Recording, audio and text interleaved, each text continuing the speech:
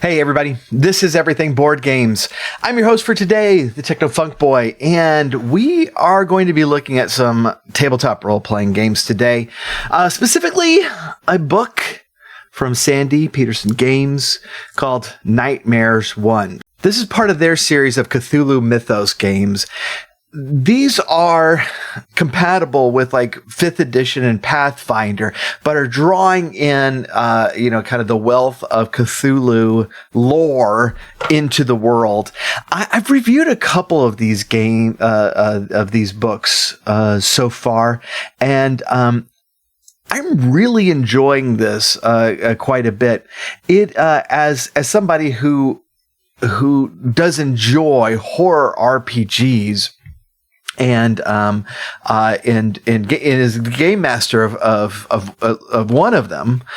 5th edition is tough to do really good, tense horror in, and their works are doing a really good job to kind of be able to insert those type of elements into the game.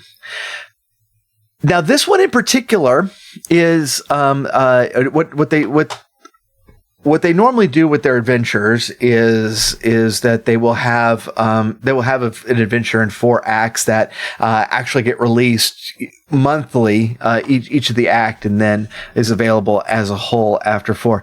These are all of the monsters that they created for their first 3 books. Now, this is kind of important to note because this isn't a general bestiary. This isn't just a kind of a monster manual of weird things they came up with. These are actually from different adventures. And so I mentioned that so you don't make the mistake that I did in immediately opening it up to see what kind of fun goodies are inside, and I was like, wow, there's a lot of dinosaurs. Well, there's actually a reason for that. So those first three adventures were Ghoul Island, Yig Snake Granddaddy, and Dark World. Now they're actually currently releasing Saga 6, and so I'm assuming that we're probably going to continue this series, but the type of monsters that we're going to get in this book are the type of monsters that show up in those adventures. So there are a lot of dinosaurs and kind of cool ones. There are a lot of these are obviously very, very Cthulhu themed. There are a lot of really neat deep ones stuff in here.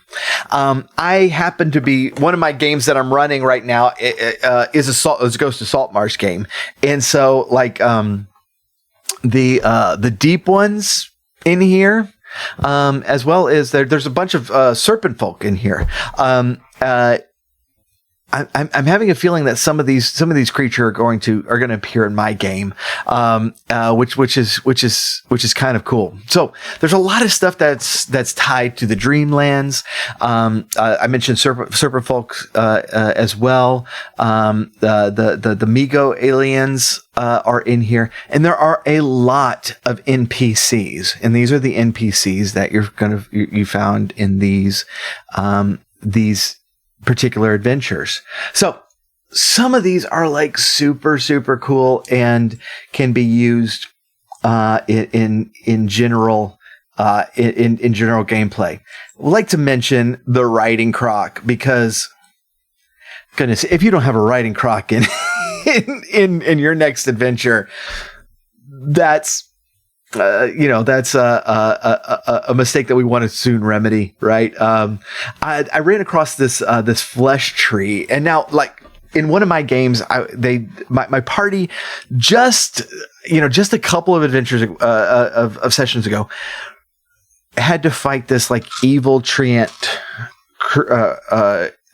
enemy. And I really wish I had read this first, because that game has kind of a horror tinge to it, and I would have loved to have substituted the evil treant with the flesh tree, because it's just really, really cool. There are creatures that are tied to dreams and nightmares that I think are really, really neat.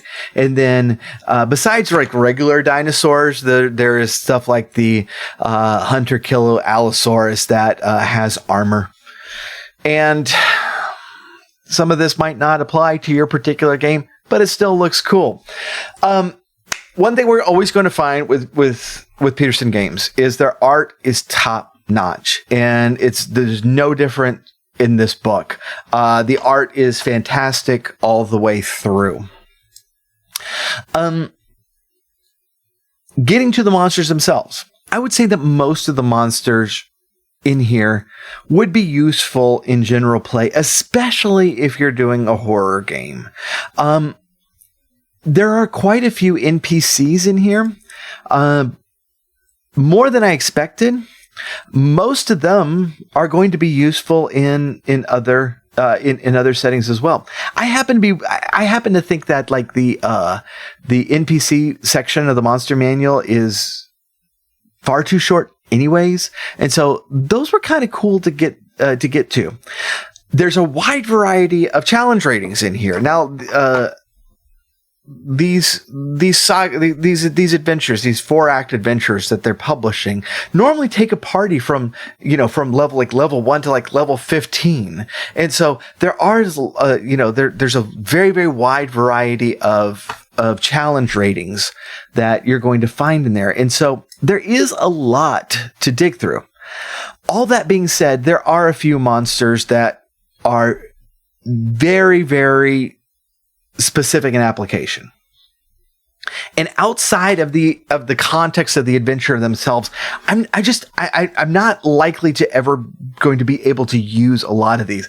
Like, even if I'm like, having an adventure like in Schult or something that has dinosaurs, the awesome armored dinosaurs, with possible lasers and stuff, I'm probably not going to be able to use. That being said, like looking through this book, the main horror game I do is one that I stream on Twitch, TechnoFunkBoy, and also his podcast, produced into a podcast called The Order of Podcasters. Get the name of my own podcast right, goodness. There were several times in here that I'm like, yep, my party's going to be facing that.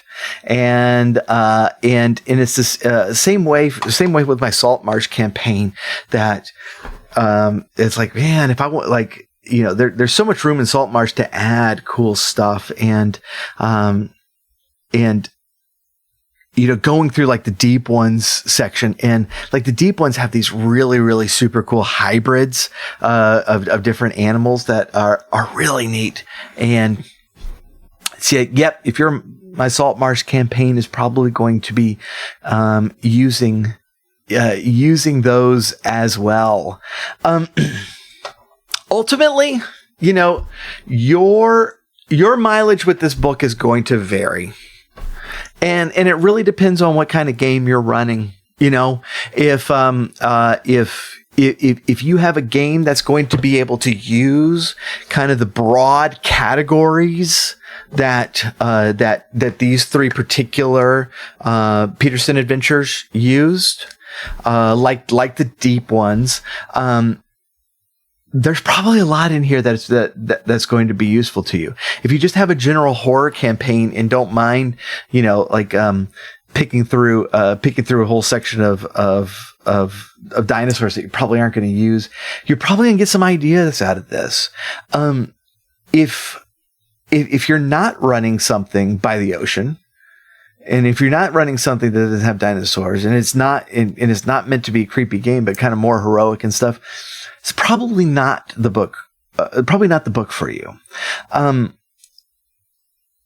would say though, like if you're sitting there, if you're the type that is like, oh man, I'd love to run an adventure with the Deep Ones, I would check out their other books, like their specifically their adventures on on here. If this is the kind of book that you like, the Nightmares book is the kind of book that you want if you're building your Deep Ones adventure from scratch, or your dinosaur adventure from scratch. But if you're looking for really like an extended campaign, horror campaign with dealing with like the Dreamland cats and stuff, go check out those adventures rather than this one.